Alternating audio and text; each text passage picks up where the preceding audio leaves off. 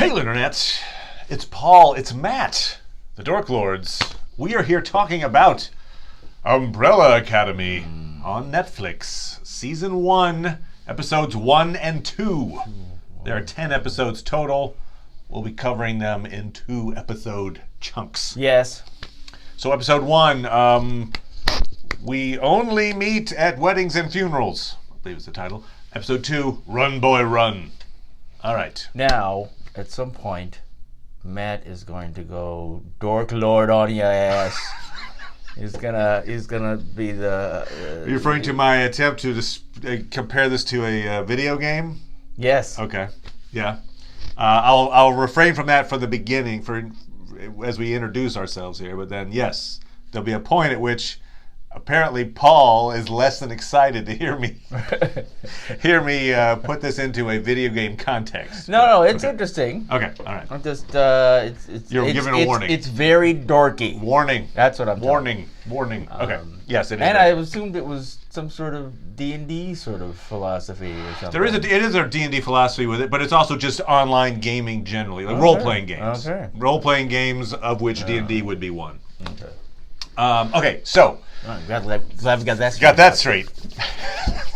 All right. Umbrella Academy is based on a comic book series I have not read. No, me neither. Okay, very good. I know a little bit about it in that it's not like the longest run in history. It's like 18 comics, I think, at this point. They've got maybe 3 different arcs that they've done. Okay. Of which this season supposedly is like combining 2 of the arcs into one. Okay. So, that said, it is about superheroes. It is a superhero-styled show. I don't know that it fits into any particular universe. I mean, none of these characters are like, and I'm hanging out with Wolverine or anything. It's not my understanding that it does, but maybe I'll look it up as we talk. All right. So okay. Terrible. All right. Well, I described this. So it pulls you in right away, right? So it's it's a good hook. The hook is 1989 on one special day, 43 women give birth. That's not that special. However, what is special about that is those 43 women were not pregnant the day before. No, they were not. So they suddenly got pregnant and had a kid right away. Yeah. So, enter industrialist and aloof businessman guy, Reginald Hargreaves. And he goes about trying to buy all these kids. He is successful in purchasing 7 of them. So, that's cool in a lot of ways. One, it's like, oh, okay, there's something special about these kids this guy knows about. He must be buying them for a reason. 2, there's 36 kids out there that are unaccounted for in this show at this moment. I assume they will be accounted for at some point or some. All of them? No, probably not all of them, but you just bring out 1 or 2 or like, I was the other kid. Whatever. The other. Okay, so we meet these 7 kids. Now, it was interesting. A friend of mine compared this to like a Wes Anderson meets X-Men. And they were actually saying it unfavorably. I agree, and I actually see that favorably in my case. No. But yeah, it's very like Royal Tenenbaums and this show have a lot in common. You got the patriarch of the family, and it's in this case he's got, I think it's 3 kids, not 7, but one of them is adopted. But they're all like, overachievers. They've done all these great things, but they're a dysfunctional family, and they come back together to this anyway. So it's quirky, right? Like the scene where he's got the 7, I don't know, nursemaids or whatever, like pushing the little carts. Each one has a number on it. Yeah. So yeah, it has to picture book by who's that by? Kinks. The right? Kinks, yeah. So yeah, the soundtrack is very upbeat and hip. Yep.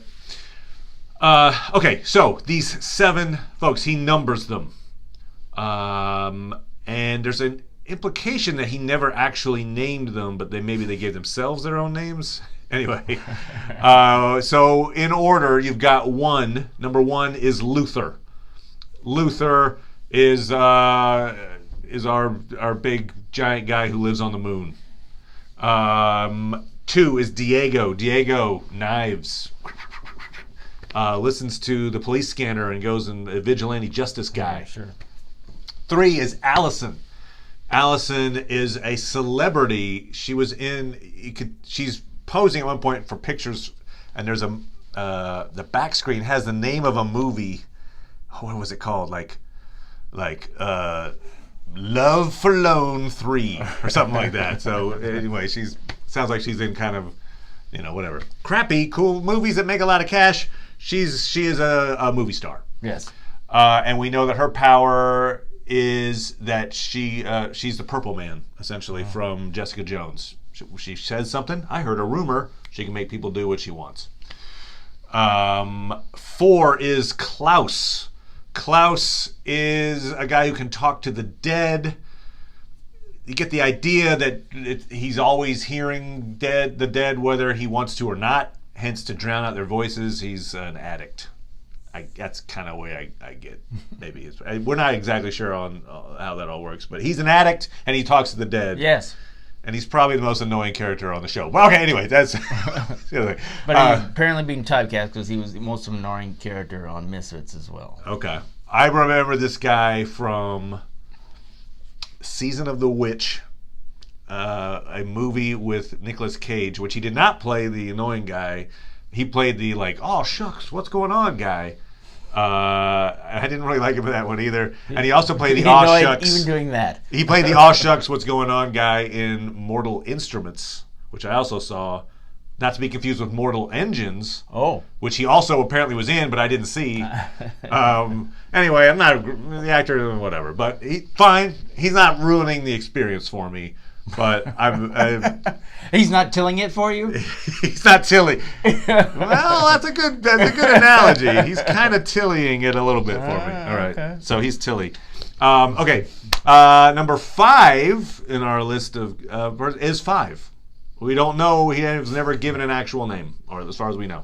So he can go through time and space. Yes. And as we start the episode 1, he's been gone for like 17 years or something, a large number of years. Yes. As we find out, he has been in the future, kind of trapped in the future. Finally managed to figure out a way to come back, and so he is now back with a dire warning. And that dire warning is the Earth's there's gonna be apocalypse in 8 days. Next up, we've got number 6 is Ben. Ben died before the show started, and they have a statue of him in the little courtyard at their mansion, or at the Hargreaves mansion. We don't know how he died. He died under mysterious circumstances. We can assume it was probably on one of their missions or something. Number 7 is Vanya, played by Ellen Page. Biggest star on the show. The biggest star in the show. And she is, at least as we have come to see, apparently she has no powers. I think it wouldn't take a genius to figure out that she actually does have powers, but it's just they haven't come to light yet. But she was always the one that was like, oh, you don't have any, these six others will go do missions and be a great superhero team. You can just hang out with me, your adopto-dad, who was also still very aloof to her. And was kind of basically like, you're nothing. You're not special, I think is what he tells her. Yeah, like, oh, that's nice. Yeah, way to go. Yeah. Way to be a dad.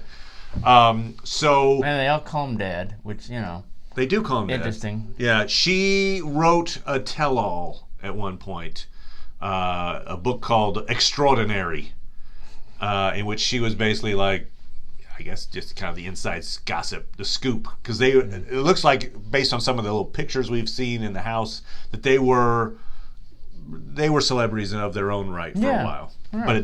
But now it doesn't seem like they are. I mean, Allison is, but that seems to be because of her movie career, right? Not necessarily because she's solving crimes. I get the feeling, like, for instance, well, I mean, yeah. Like Klaus is just hanging out in a rehab center, scrounging for cash. Like, he's literally stealing Hargreaves' stuff for cash. Yeah, I mean, they all did wear masks. That's true. Diego lives in the basement of a gym. They all did wear masks when they were young, so they may not have publicized their identities at the time. Good point. But even if they did, I feel like one of the things that I think a lot of comic books get wrong is that they overestimate sort of like the whole idea of having a secret identity, that you would need to have that in order to live a normal life. There are people who are very popular who are able to live their lives fairly normally. Good point. So they just stay off Twitter, they're fine. So it's it's possible that they're sort of like, whatever happened to, because it doesn't seem like most of them attempt to fight crime. Agreed, and maybe more notably, they don't try to fight crime together. Right. The team aspect, the family team they become a dysfunctional family over time, and then they come back for the death of Reginald Hargreaves. He's died. Luther, number one, so I would say he's number one, not just in number, but also because he seems to be team leader, right? I mean, he seems to be like the guy that I got the feeling he was kind of like perhaps the guy people lean on. He is convinced that there was foul play. Doesn't exactly have proof yet, but the thing he's clinging to in episode 1 is that the monocle, Fiore, as Reginald Hargreaves, Fiore, he was a villain in Chronicles of Riddick. But I did my favorite Fiore role is in actually one of my favorite series of all time, Slings and Arrows. Oh. He played he was the ad exec for the weird ad program that was like a total do everything wrong, but then the ad campaign works out right. Oh. Insult your audience. That way they'll love you, and it works. But anyway, he's that guy. I don't remember that. He's like new age ad man, but he was a very comedic role. Anyway. It was a comedic show. Yeah, exactly. Well, I'm just saying that's Fiore for you. So boom. Yeah. Okay. Anyway. I wonder if he's Canadian now. That's a good question. I would say yes. We'll go yes. He has passed away. We mentioned that. He always had a monocle, and Luther notices that the monocle was missing from his body. Somebody must have been present to take the monocle. He thinks that's evidence of foul play. We find out later that it was Diego, number 2, who took the monocle. Pretty much everybody hated the dad. So that's not really a thing. But he has an alibi. He was in a fight that night. Boxing. So, boxing. Was it boxing? I guess it was. I don't know. Maybe it was because he does a lot of martial arts. It seems. Oh, that's true. It might be. Although most of the stuff you've seen there, I feel like is regular boxing. Yeah. So he didn't actually do the killing, but he took the monocle. We don't know. It maybe meant something to him in some way. But the implication is that one of these 7, well, I guess Ben even, who knows? Ben's dead, but maybe he's not. That's, plenty of murder mysteries have been the dead guy's actually the guy. That's right. That's right. In any case, one of them has apparently perhaps killed off the patricide dad. Patricide. Adopted patricide. I've mentioned the fact that 5 returns and says, yes, the world's going to end. So you've got the situation of there's a mystery of who killed Reginald Hargreaves, if anybody. He died of a heart attack. This is the thing. We also have the mystery of how does the world end in 8 days? Now probably more like 7 days, six and a half or something. Yeah. And we see, I guess it's a flash forward. It's 5 when he got stuck in the future, in the apocalyptic future. He was hanging out at the mansion, which is now in rubble and destroyed. He even mentioned at one point, it was before we knew about the apocalyptic future. I caught this line and I was like, He says, yeah, I found your book. I read your book. It was in the part of the library that was still standing. So he apparently dug through the rubble. It was like, it's a library. Oh, look, it's number 7's book. I'll just read it. But we see a lot of the team dead in the rubble. One of the team that's dead in the rubble is Luther. He's holding a fake eye in his hand, like it's been ripped out of someone's eye socket. we see that in the episode, 5 tries to trace the serial number on the eye to its owner, and finds out it hasn't actually been made yet. So it hasn't been assigned to anybody yet. I mean, oh yeah, you're right. I think it hasn't even been made. You're right. Yeah. You're absolutely correct. So obviously there's a lot of time travel involved in this. Time travel, not my favorite plot device, but whatever. We're in for a penny and for a pound on this one. Right. Well, certainly one of the reasons why you've been reluctant about time travel in the past is when it inserts itself into a storyline that we're already familiar with. Right. And in this case, time travel is the storyline. Yeah. So they're like, we're in it. Oh, it's already happened. You can't. We're not. Yeah. So anyway, we see that some point in the future, someone with an artificial eye, probably in the next 8 days, 6 days or so, is going to get in a fight at the mansion. Luther's going to rip this person's eye out, but it will not save matters. There will be some kind of cataclysm, and we see Luther's dead. We see Diego is dead. We see Allison is dead. We see Klaus is dead. And there is a burned body on the. I kind of noticed in the periphery of the scene. I couldn't tell, who it might be. Right. But we don't see Vanya, for instance. Sure. And Ben is still dead. So, but maybe that's Pogo. I don't know. Whatever. Pogo. We'll talk about him. Pogo is the chimpanzee manservant. Yes. And you mentioned he looked pretty well rendered, and I agree. Like, yeah. The animation on this guy, I'm like, all right, go get him. So he has been around. He's been seems like, whereas Reginald Hargreaves was very unemotional towards the kids and just like drill sergeant to them. It seemed like Pogo was more of their confidant. They also do have a mother figure who we see at one point gets plugged in. She's a robot. And so they had a robot mom and a chimpanzee butler manservant, and a very odd and emotionally detached adopted dad, who purchased them. So all of them have kind of their own dysfunction. Luther, we see him. He starts out on the moon. I'm not even sure how he gets back to Earth, frankly, but they don't show that. But I don't know if he can. Is that one of his powers? Can he? He'd also teleport through time and space, or is he took a rocket? It's a good question. I presume we haven't seen him fly. Right. I would think that would be necessary to travel without a spaceship.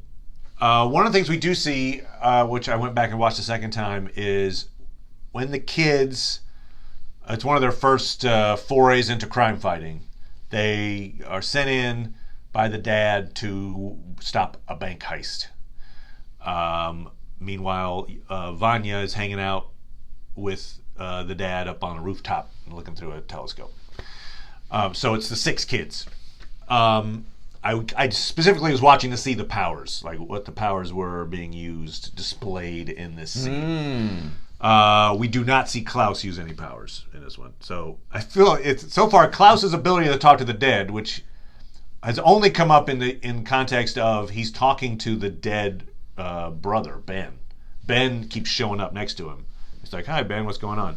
So everyone else has their moment. So Allison uses her Purple Man ability to say to one of the robbers, "I heard a rumor that you shot one of your cohorts in the foot." So he's like, bah, bah, bah, and he shoots his buddy in the foot. We see what I believe is the young version of Luther. At that point, he's just like a blonde-haired boy, but he's super strong, and he like throws a guy through a window. He hasn't done this bulk out thing yet. So there's something has happened that has gone wrong with his physiology in the meantime, right? Why would that be wrong? Well, I'm just saying, like, everybody keeps commenting, "Oh, you've gotten big."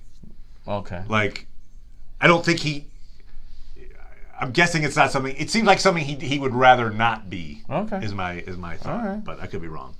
In any case, he's just he looks like a normal kid, but he's super strong. Yeah. Diego throws some knives at guys, so we see him as knife thrower man. And we see Ben. This is one of maybe the last things of Ben before he died at some point. He goes into a room. He's kind of reluctant about it. He's like, they're like, there's still some guys in there. We see the door closed. We see it only in shadow. It's more or less like I don't know if he summons it or if he is the thing, but he has a Cthulhu-like creature of like a bunch of tentacles. Goes, kills everybody, comes out with blood all over him. Like, it's done. So his power is either to summon Cthulhu or he has Cthulhu in his stomach. I don't know. Who was the other guy? So then Klaus, right? Yeah. So that's 5 jump bamps around. Yeah. So that's kind of their power sets at the moment. That's what we know. We do see also 5 has this big talk with Dad, Reginald Hargreaves, who's telling him, you don't go through time. Yes. You're an idiot if you try it. Yes. It's not like skidding on the ice. It's like going through the ice. Little guy, he's too hot for his own good, so he decides to. That was an interesting exchange for me because. Hence the Run Boy Run, because they start that song. Right. Interesting exchange for me because one of the things you always see that happens is like, hey, I've got these powers, I want to use them. It's like, oh, you shouldn't use those powers. You should be careful. Like, what? Hey! And at one point he's like, you think I'm afraid? And it's like, no, that's not the point. It's not the point that whether or not you're brave enough to do it. And of course he's too stupid to listen to him, and he does it anyway. But I just, I thought it was good the way it was. You like the fact that there was a downside, as opposed to maybe in other storylines where somebody will be like, I'm fine, and then they. No, I feel like typically the person who wants to do the thing that they're being encouraged not to is not arguing their point very well, and the other people aren't disagreeing with them in a way that's very intelligent. I see. And so I think that it was a good dialogue, and where it's like, it's not whether or not you're afraid or not, that doesn't matter, and like typically it's just, oh, I'm not afraid of, I thought that was well written, that's all. Okay. All right. You like that? I would say one scene Exchange. that I didn't think was that well written was it's the scene with Diego and his former girlfriend who's now a cop. Like, it just felt way too. They were giving exposition without it sounding conversational, and it just kind of came off weird. But he has a relationship with a woman who's a cop. She keeps arresting him because he keeps showing up at crime scenes, and she's like, you need to follow the law. And he's like, you need to be a vigilante. And she's like, the law, vigilante, law. I'm like, all right, okay. I think you got plenty of characters already. I don't know that you need to introduce the law, vigilante. You could probably express that within the context of the kids. But anyway, whatever. Okay. That's fine. Never mind. We also see Vanya lives very humbly as well. So the book obviously wasn't a huge success. Right. Because maybe she's hoarding her cash sensibly, but you get the feeling she's kind of living in obscurity. Also, the fact that when we first see her, she's playing the violin, and it seems like she's at a big event. Like, there's a spotlight on her, and she's playing. Right. But then at the end of that song, we see that she's in an empty theater, and she's kind of just standing there. The song she's playing, though, she's playing 3 songs, actually, from Phantom of the Opera. That's the first time we see her. So usually, like, it's interesting. TV shows and movies like didn't queue up for me because typically my teeth go on edge when I hear that music. So it didn't bother me because I didn't recognize it. All right. So, well, they weren't singing. I know, so, but still, those melodies is what bothers me, not the lyrics. Okay. All right.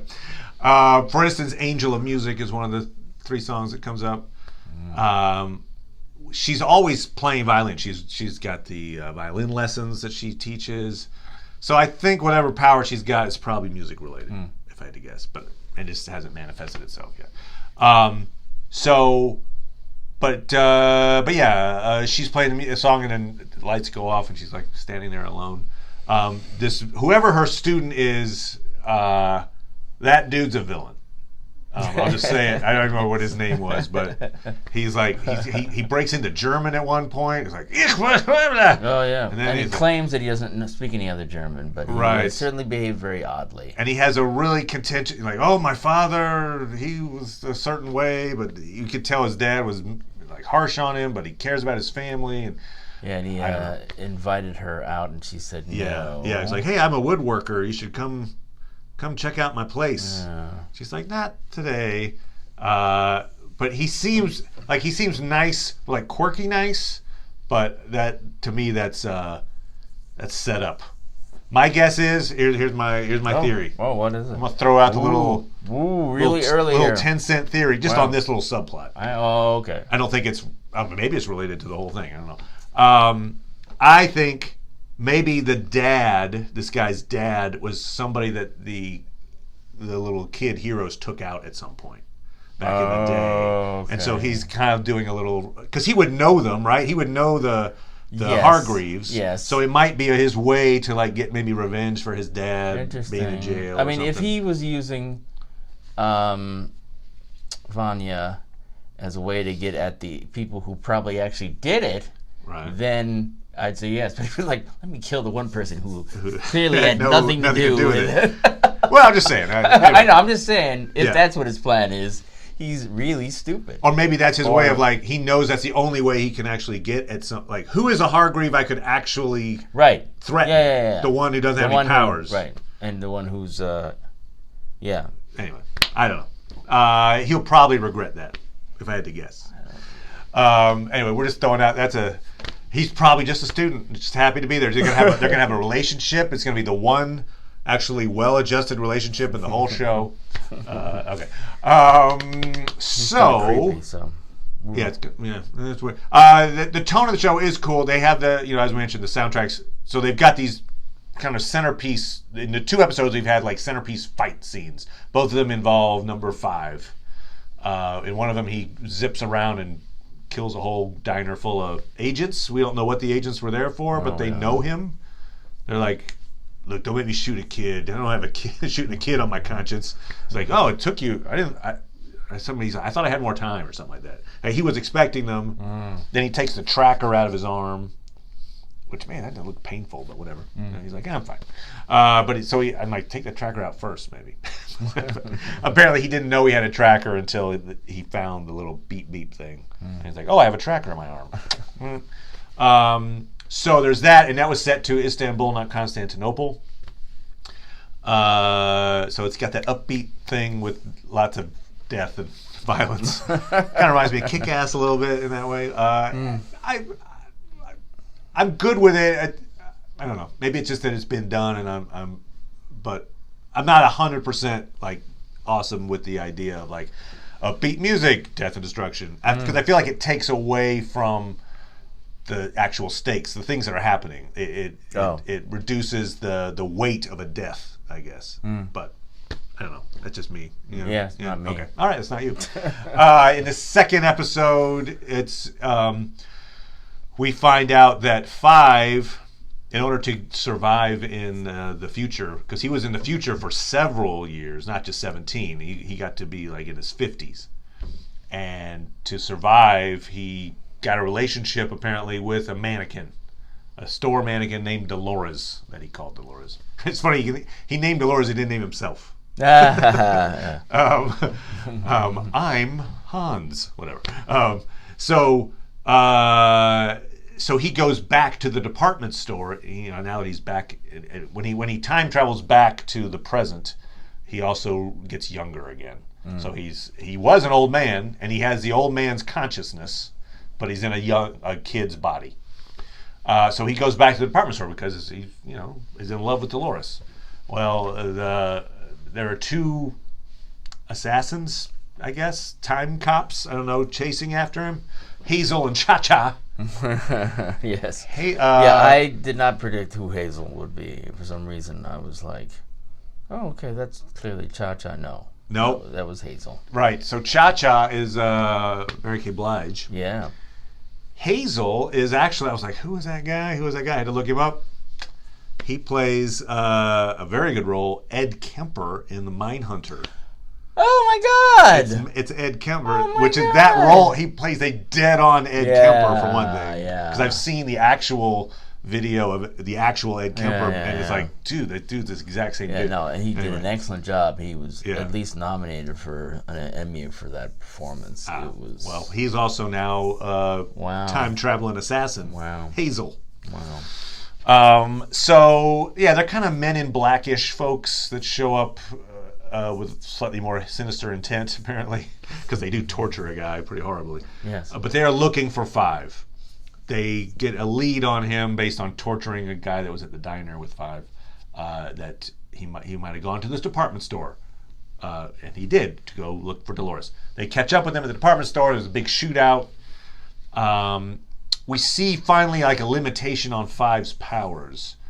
It seemed like I was like, we saw a limit because he got trapped in the future at some point. So there's that. Yeah. But I was, because the first fight he just kind of bamps around and he even waves at people. He knows they're about to shoot at him, and he's like, I got plenty of time. And so, like, he's not worried. Right. In this case, there's people shooting at him, and he's very worried. You're like, why? What's the difference? Is it the people shooting at him, maybe? That he thinks that they're more competent? Or I don't know what to do. Anyway, for whatever reason, he struggles to survive the encounter. Yes. He does. But he also saves his mannequin bride, Dolores, to this a Queen song. So yeah, Istanbul, not Constantinople. I assume the reason they used that song was it's a time thing. Back in the day, it used to be this. Oh, interesting. In the future, it became Constantinople. I don't know. Istanbul. I think they'd probably like the rhythm. They just like the rhythm? Okay. Yes, I know we're glossing over some stuff here, but... well, there's a lot to it. There is a lot to it.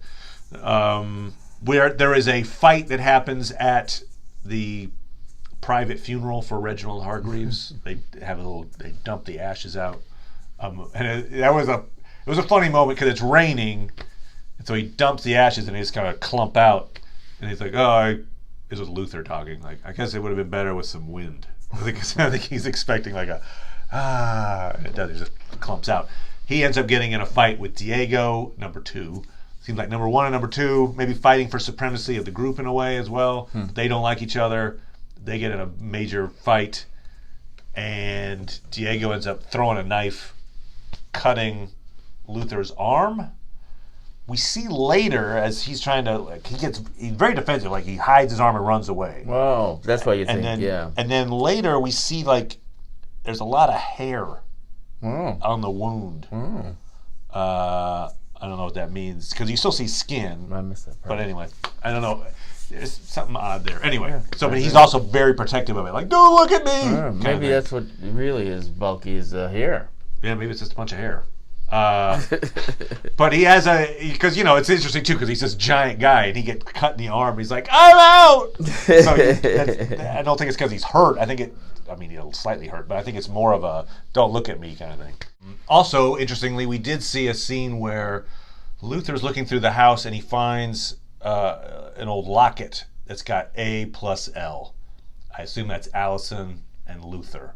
They also have a couple scenes together where they're obviously, they like each other. Yeah. So I think they probably had a relationship at one time. Sure. Which isn't that weird. I mean, they're adopted. No. They're not like brother, sister. No, not at all. But we also know that Allison is now getting a divorce from someone else. Right. This guy named Patrick. Yep. And she has a kid. Yeah. Makes you wonder, does a superpowered kid? Who knows? Probably, maybe. I don't know. Who knows? So the issue comes up. I think it's Luther that actually says to her, like, she's fighting for custody. She's lost custody. The kid is going to go with this guy, Patrick. And so Luther suggests, well, you could just use your power. And she says, nope, I'm not doing that anymore. I think it's something like that, she says. And when asked why, she says, well, I made a wish, and the wish came true, and I couldn't undo it, or something like that. So at the moment, she is sworn off being the Purple Man. Obviously, that's going to change. Something will happen that will make her have to use the power. With her family? Well, not with her family. That's- Not with her. Well, I mean, That's maybe it. that would be dark, but Yeah, that would be dark. I think I'm just saying. Generally speaking, she'll use it for. Some Yeah, but he was heroic saying, purpose. why don't you use right, it on why your don't you use it on family? Patrick? Yeah. Yeah, Use it on the that's- X and go, Yeah. hey, X, you're giving the kid to me. Yeah. I'm giving the kid to you. And it does show you that whatever it is that's kept her from using this power, it's got to be pretty strong because it's keeping her from her kid. Yeah. And she even mentions, she's talking to Vanya at one point about how important the kid is to her. Yeah. You don't understand. Yeah. So that whatever that is keeping her from using her power in this situation is pretty strong. She has a code. Yes. Or, belatedly, perhaps. Belatedly has a code. Right. What else? Oh, something I noticed. This goes to the theory that Vanya indeed has powers. Yet. I haven't gotten to it. I'm trying not to chase away all the viewers before I get into the real dork material here. But okay. Real dork. All right. So all right. This will be the launching pad into the dork material. All right. So this is your chance. If you want to just bamf away, go for it. You can be 5. You should assume that that's why people are here. All right. Very good. Awesome. All right. So Just like those people who like Lord of the Rings. everyone, you mean? What are you talking about? Who doesn't? All right. So more proof that Vanya is in fact, has powers. Is there's a scene where it's a flashback to Reginald Hargreaves has put little brain sensors on everybody when they go to sleep, and he's watching them while they sleep. Yeah. And so you see So the fatherly. right. You see the brain activity going on, and he shows a couple. It shows a couple of the kids. I think it shows 5, maybe Allison. He's watching them while they sleep. That's pretty creepy anyway. Yeah, it is. But then it cuts to Vanya and the activity, the little sensors do do do do do do do do do do do, and it's glowing white on her head. And he kind of looks he doesn't look shocked. He's like, "Yep, that's her." So I think we also see her right after that. The next scene is her as an adult taking meds. I think maybe the meds are dulling her powers. Could be. Yeah, all right. Anyway, so here's where we get dorky. All right, I took these. It's this is a group of 7 folks, 6, 7-ish, whatever, and they've all got their little powers. It feels like a team up in an online game, right? So I played my share of World of Dorkcraft. And Neverwinter Online, and City of Heroes, and Champions, and Team Fortress. Is that what it's called? Dorkcraft? It's World of Warcraft, but in our game, because it's Dork Lords, it's World of Dorkcraft. And instead of Neverwinter, it's Nerdlewinter. Right? All right. So anyway, all of those games have something in common. Whenever you have a player versus player thing, they have team ups. I'm probably not telling you, the audience, anything you don't. No, you're know, him. Okay. All right. Good. All right. So. I didn't know. So anytime you play, there are archetypes that run through all types of games, whether it's a hero game or a fantasy game or a sci-fi game. There's a certain types and a certain groups of heroes or a team up that work better than others. So there's certain things that you look for in every team, and so for instance, Luther, he's our number 1. He would be the tank. He's the guy who can just soak up damage. Usually really good on defense. And he goes and he stands in front of the big boss and just takes hits while the rest of the team, does their work. So you need a tank. You got the tank. Second guy, Diego, is what they call the DPS, damage per second. That's the dude, goes in, can do a ton of damage, doesn't have as good a defense. He's not a tank, so he's going to have to hit and move because he can't just stand toe-to-toe with something.